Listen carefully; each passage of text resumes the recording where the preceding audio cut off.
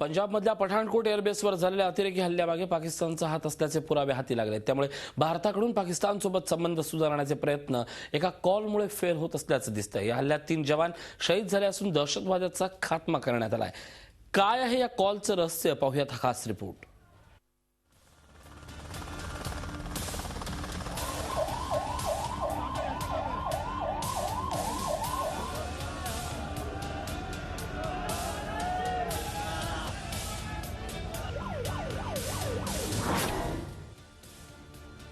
बेटा, कहाँ हो?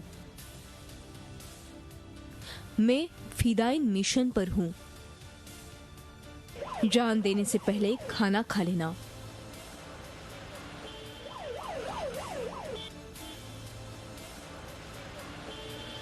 सुरक्षा एजन्सीने इंटरसेप्ट केलेल्या ह्या कॉलमुळे पाकिस्तानचा नापाक चेहरा पुन्हा जगासमोर आलाय।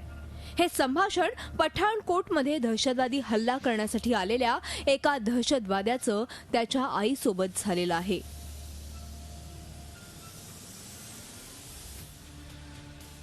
यातून हल्ल्यात पाकिस्तानचा सरळ संबंध असल्याचे पुरावे मिळतात। 31 डिसेंबरला पंजाबच्या एका अधिकाऱ्याचं अपहरण करून देशात दहशतवादी हल्ला करण्याचे संकेत दिले होते। अधिकाऱ्यांचं अपहरण करून त्यांच्याच फोनवरून त्या दहशतवाद्यानं पाकिस्तानात असलेल्या आपल्या आईला फोन केल्याचं स्पष्ट झालंय।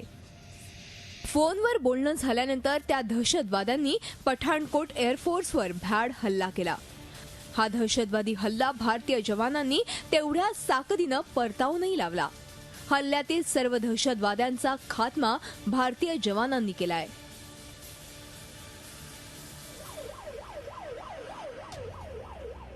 जो भी तैयारी होनी चाहिए तैयारी हुई थी, लेकिन आतंकवादी वारदात तो आतंकवादी वारदात होती है।